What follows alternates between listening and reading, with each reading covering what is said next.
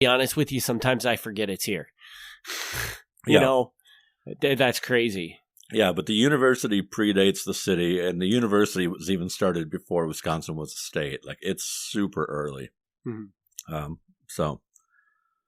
Can I do a side note to the side note? You can. It's your podcast. You can do whatever you want, man. I'll say, people are like, I want to hear the blood story. Now, well, hold on, a side note to the side note. Okay, here's another wild thing, right? So they're plotting out downtown Appleton with this land that was supposed to be for the university. And they name this area that they've platted out, they name it Appleton. Okay. Now, internally, in the letters that we still have today on file, the reason it's named Appleton is because Amos Lawrence's wife's maiden name is Appleton. Okay. So he's like naming it for his wife. And that's what he tells his friends. That's what he tells his wife.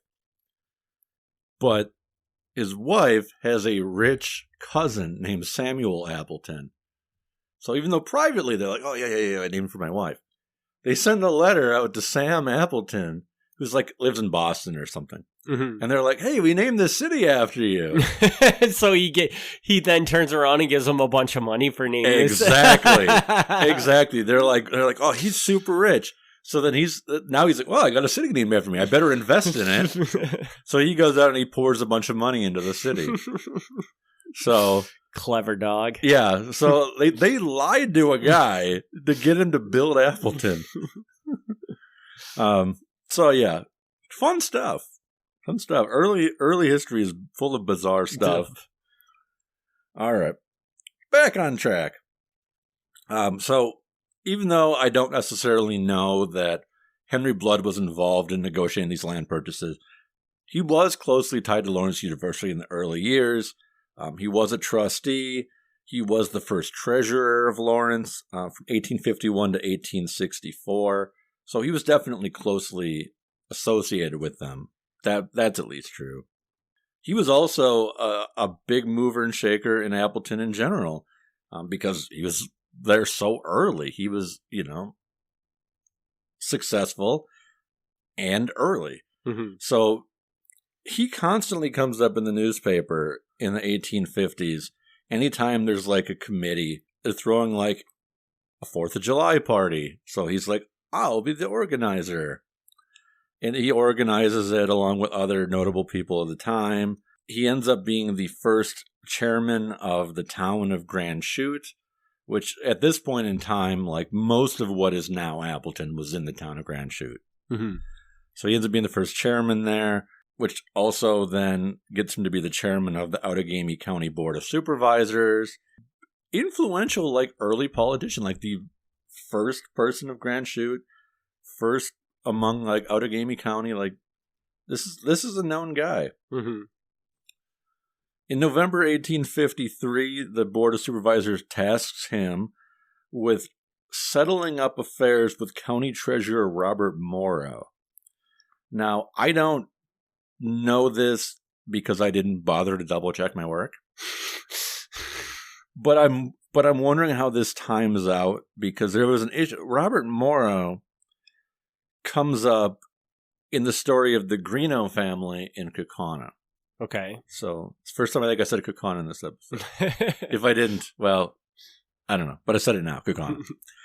And Robert Morrow, somehow there's an election for treasurer, county treasurer, between him and Charles Greeno. And there's some dispute on who won. And it ends up where they both kind of take office. A lawsuit has to be filed until it's eventually worked out. Charles Greeno wins the lawsuit, becomes the treasurer. Robert Morrow, really butthurt about it, ends up moving out west, like into the frontier. He's just like, if I can't be treasurer, I'm out. Yeah, he's like, all right, screw you guys, I'm gone. And he goes out west. So I'm not sure how this timed out. I'm wondering if this settling up is like paying him what he's owed for him to like stop being treasurer. I don't know. I don't know if this is the exact year, and I could have checked that, but I didn't. He continues to show up on committees for throwing parties, organizations. Henry's wife dies in January 1855, so actually pretty young. He later remarries and has 4 more children. Wow. Yes. Now, we don't know, like I said, whether he was involved in buying up the land for Lawrence, but by 1855, we do know that he's Amos Lawrence's land agent, and he's selling off 7,000 acres of land.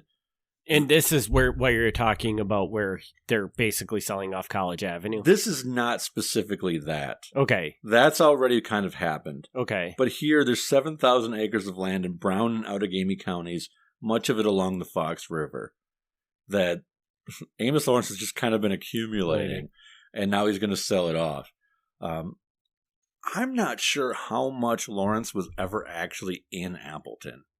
It's really unclear, because through the whole negotiation of getting the land and building the school, he's out east. Okay. Like, he's having other guys do this for him. So even now, when he's selling it off, he's having Blood sell it off for him, and he's out east. So what was this obsession with building a university here when he's out east? I'm not entirely Sure. sure. I'm not entirely sure. There's some religious backing behind it because it was a Methodist thing where he wanted to set it up as a Methodist school. But even there, it's weird because they wrote in the charter that the students didn't have to be Methodist. They didn't care about that. And the only thing was the people who ran the school, they didn't have to be Methodist either. They just had to believe in Jesus. That was it. And I don't know if those rules are still in the book or not, but that was the rules at the time. So it was pretty loose. Even though he set it up as a Methodist university, there was nothing requiring anybody Methodist to be involved in it. I don't know what his obsession was with why he needed a school and why this was the spot. Yeah, and why he was just, I assume he must have just been a rich guy. Mm-hmm. That he was just sitting here accumulating land upon land in Wisconsin, Yeah, which that's not unusual. A lot of the early history of Wisconsin is people out east buying land and then selling land, and many of them were never even here. They just did it on paper. I assume that Amos Lawrence was in Appleton at some point, but he doesn't seem like never he spent even a lot. seen his college. He built his whole college and never even looked at it. Doesn't seem like he spent a lot of time. 1857, Henry Blood is part of a group of people in the Appleton area who meet trying to convince the railroad to come through Appleton. Specifically, they're hoping to make it a hub on the trip for the train from Green Bay to Madison. I don't know if this particular meeting was the deciding factor, but he is later credited as bringing the railroad through Appleton. Okay. Would it have been at some point considered a hub? Oh, I mean, a city wouldn't have grown in those days if the railroad wouldn't have been a big stop. Okay. Yeah. March 1858, there's a notice in the newspaper of an old settlers meeting at the National Hotel. At this point, I like that it's the old settlers meeting, and the oldest, nobody's been there more than 10 years. But it's the old settlers meeting.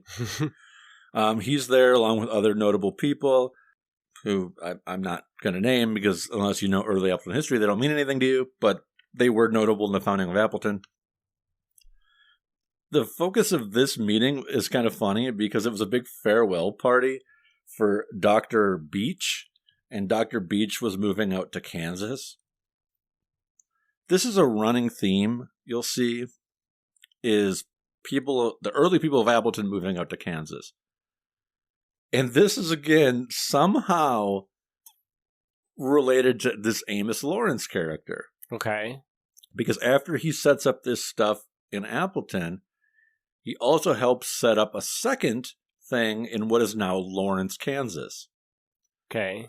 So a number of these people in Appleton who are somehow affiliated with Lawrence University or Amos Lawrence, some of them go on to Kansas to help set up the next version, 10 years after the Appleton version. So, they set up. I'm pretty confident Amos Lawrence did not go to Kansas. They set up, you're saying they went down and set up a college there, or just basically built the city of Lawrence, Kansas? I don't know enough to know if they ever actually built a school, but the intention